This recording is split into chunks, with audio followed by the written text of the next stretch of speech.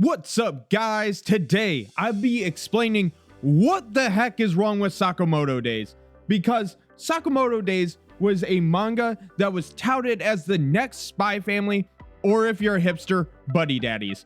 But since the anime has come out, everyone's saying that it's okay, which would be just fine. There's plenty of okay anime that come out every year, but this was touted as the next big new IP for this year. Unfortunately for Sakamoto Days, it simply isn't, and every YouTuber is giving every reason under the sun as in why Sakamoto Days is just not what we wanted. In this video, I'll be breaking down on why those reasons are valid, but also how it might be partially our fault. But Ross, why are you blaming your audience? Isn't it up to the studios to make a good anime? Shut up, Bulbasaur, it's my show, it's my show.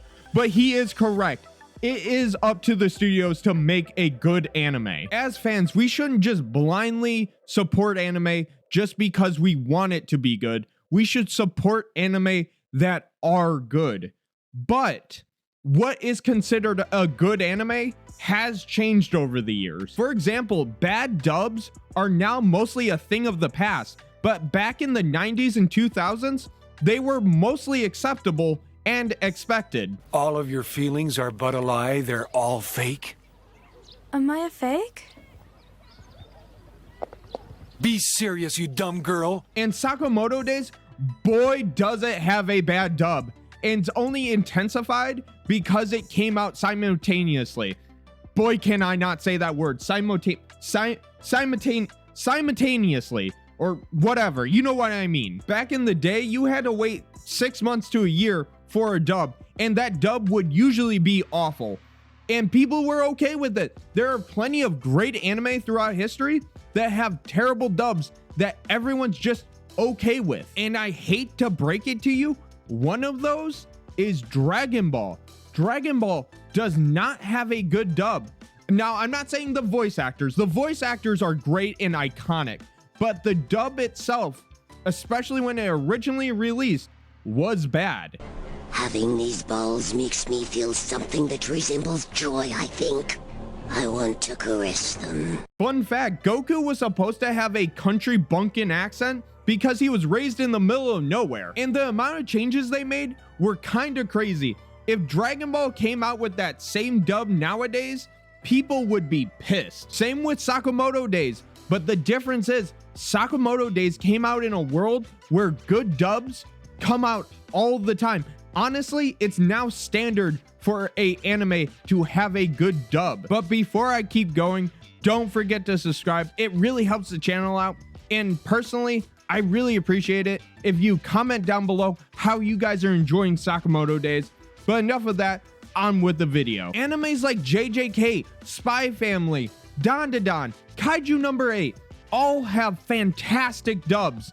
And then we have Sakamoto Days that, although the voice acting isn't always the problem, it is a problem in some cases, but it's mostly like the decisions by like the editors and the studio. Like, whose idea was it to have Sakamoto's inner voice sound like it's literally drowning? I haven't seen a worse dub decision since Jinbei, and Jinbei's kind of makes a little more sense because he is a fish man. And don't get it twisted, a lot of these voice actors are really talented, but they do not match the character they're playing almost at all, which is not their fault, but it is frustrating. Back in the 90s and 2000s, most of this would be okay. Even the 2010s, for the most part, this would be passable. But nowadays, like, we can tell when something's a bad dub because we can actually watch the original, like, subtitles to compare to. Now, people at home, you're probably thinking, oh, I'll just switch the sub as long as I don't have a reading disability. It really does not affect me if I watch it sub or dub. And even a lot of people like watching sub better, which that's a whole different video on another time. I could go on and on sub versus dub, but we're not doing that today. You still can't escape the bad decisions of this anime because the pacing of this anime is completely effed. It's crazy how much they have taken out from the manga. But what do I exactly mean? Well, the first episode of the anime follows the first chapter of the manga pretty accurately. But after that first episode, we run into some major pacing issues. I kid you not, they took out chapters 2 and 3 from the manga and just didn't include them at all, which is crazy because they're probably the most important setup of the series. They skip over the idea of family rules, which, if you don't know because you only watch the anime, is pretty important. Now, they kind of address it in the flashback with Mrs. Sakamoto yeeting herself off a building to prove that Mr. Sakamoto will always be there to save her, but it doesn't really explain the entire premise of the family rules. This is the Spy Family equivalent of skimming over why Lloyd is adopting Anya in the first place. Also, by skipping over chapters 2 and 3 of the manga, the anime is severely lacking the buildup of Sakamoto's and Shin's friendship, which still would have been a problem in the 90s and 2000s, but it's extra noticeable now because so many people now read manga compared to back then. And even if you don't read manga, a lot of you, and I mean a lot of you, watch videos about comparing the anime versus manga. It's a whole like YouTube genre now. Now you're probably saying, well, I'll just watch the sub and I won't look up anything about the manga and I should be good, right? Well, there's still one more problem. The art style is kind of mid. They only use one layer of shadows in any given scene, which really hurts the overall look of the show. When the trailers first came out, people were complaining about the animation, but in reality, it's more of the art style than the literal movement of the characters. The movement of the characters actually looks really good.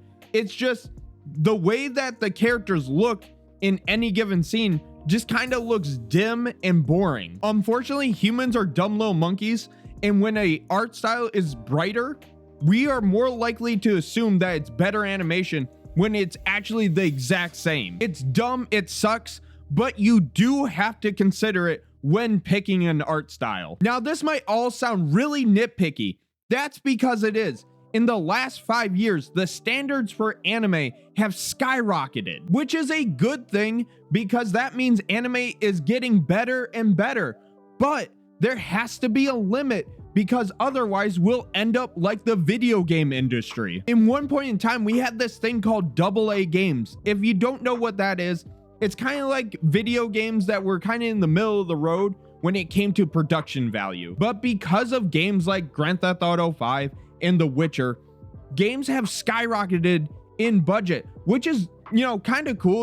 We get these giant games that have these crazy good looking graphics and, all the rest, but it's not really that sustainable because everything is either an indie game or a game that costs $1 trillion to make, which is really not that sustainable. But that's a different conversation for another day. When it comes to anime, I'm worried that we're either going to get indie levels of animation or like JJK levels of animation, and anything in between will be completely like left behind. Oh God, I almost forgot to breathe during that entire tirade.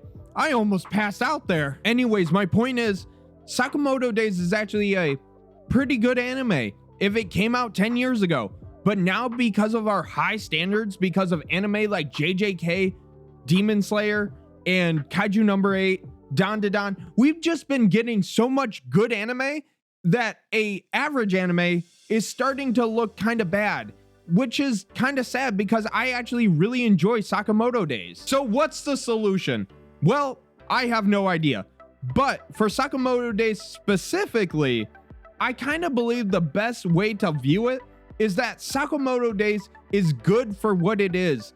And let's not focus so much on what it could have been, even though what it could have been great. Overall, it's a solid anime. Not much more you can say. Oh yeah, before you go, don't forget to subscribe. If you don't, I will end up hungry and homeless. And you don't want that on your conscience. You don't want me cold in the middle of the street because you didn't click a button. So don't forget to subscribe, hit that noty bell, and smash that thumbs up button. See you all next time, my fellow shinobi.